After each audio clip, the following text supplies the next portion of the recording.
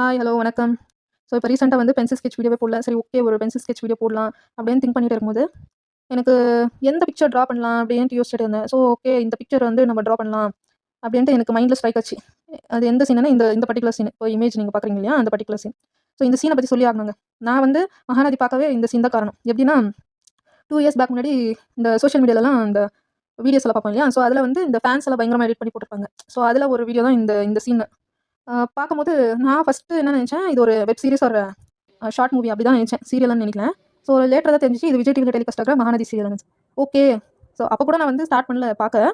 So நம்ம இப்போ social மீடியாலலாம் ஒரு வீடியோ பார்த்தா அது ரிலேட்டடா நிறைய வீடியோஸ் வரும் இல்லையா? ஸோ அந்த மாரி நெக்ஸ்ட் டேலேருந்து என்ன ஆயிடுச்சு, இந்த மகாநதி சீரியலோட இந்த ஃபேன்ஸ் எடிட் வீடியோஸா வந்துட்டு இருந்துச்சு. ஸோ அத பார்க்க பார்க்க ஒரு மாரி இன்ட்ரஸ்டிங்கா இருந்துச்சு. அப்போ கூட நான் பார்க்கலங்க. என்னன்னா, இந்த பர்ட்டிகுலரா இந்த விஜய் கேரக்டர் இருக்குல்ல, அது பேஸ் பண்ணி நிறைய வீடியோஸ் வரும். ஸோ அந்த கேரக்டர் எனக்கு ஏதோ ஒரு மாரி இம்ப்ரெசிவா இருந்துச்சு. ஸோ ஓகே, நம்மளும் பார்ப்போம். நல்லா இருந்தா கன்டின்யூ பண்ணலாம். இல்லாட்டி வேண்டாம் அப்படின்னு தான் நானு பார்க்கவே ஆரம்பிச்சேன். ஸோ அது விஜய்க்காக பார்க்க ஆரம்பிச்சேன். கடைசியில அது என்னவோ தெரியலங்க, விஜய்க்காகவே பார்த்துட்டு இருக்கேன் இப்போ வரைக்கும். ஸோ அப்போ வந்து நான் பார்க்கும்போது ஆல்மோஸ்ட் அவங்க கொடைக்கானல் டூ சென்னைக்கு ரிட்டர்ன் ஆயிருந்தாங்க. ஸோ அதுக்கப்புறம் 2 எபிசோட் 3 எபிசோட்லாம் பார்க்கல. பிகாஸ் நான் அப்ப தான் இந்த சீன் வந்து சோஷியல் மீடியால பார்த்துருந்தேன். ஸோ அதுக்கப்புறம் நான் பார்க்கணுமா வேண்டாமான்லாம் டிசைட் பண்ணல. பட் இந்த ஃபேன்ஸ் வீடியோஸ்லாம் பார்த்து ஓகே பார்க்கலான்றதுக்குள்ளேயே அது ஒரு 2, 3 எபிசோட் ஆயிட்டு இருந்துச்சு.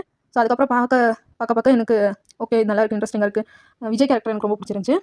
பட் விஜய் கேரக்டர் பிடிச்சிருந்துச்சுன்னா, ஸோ அது அந்த கேரக்டர் சுத்தி என்ன கேரக்டர்ஸ் இருக்கு? அவங்க எதுக்கு அக்ரீமெண்ட் போட்டு கல்யாணம் பண்ணாங்க?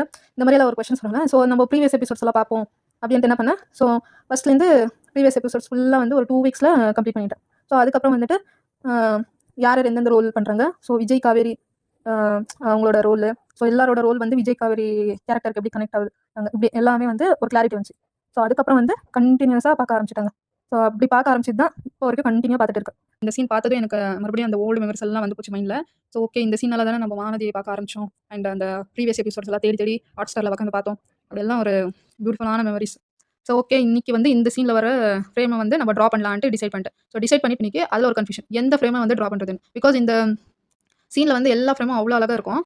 ஸோ ஃபைனலா அந்த டோர் கிட்ட விஜயும் காவேரியும் ஒருத்தருக்கு ஒருத்தர் பார்க்குற மாரி ஒரு சீன் வரும். ஸோ பியூட்டிஃபுல்லா இருக்கும். ஸோ அந்த சீன்ல விஜய்க்கு ஒரு ஃப்ரேம் அண்ட் காவேரிக்கு ஒரு ஃப்ரேம் வச்சிருப்பாங்க. ஸோ அந்த ஃப்ரேமை வந்து செலக்ட் பண்ணி ட்ரா பண்ணியிருக்கேன். ஸோ எப்படி இருந்துச்சுன்னு கமெண்ட் பண்ணுங்க. அண்ட் மகாநதி நீங்க எப்போ பார்க்க ஸ்டார்ட் பண்ணீங்க? அண்ட் எதுக்கு பிடிக்கும்ன்றது கமெண்ட் பண்ணுங்க. தேங்க் யூ ஃபார் வாட்சிங்.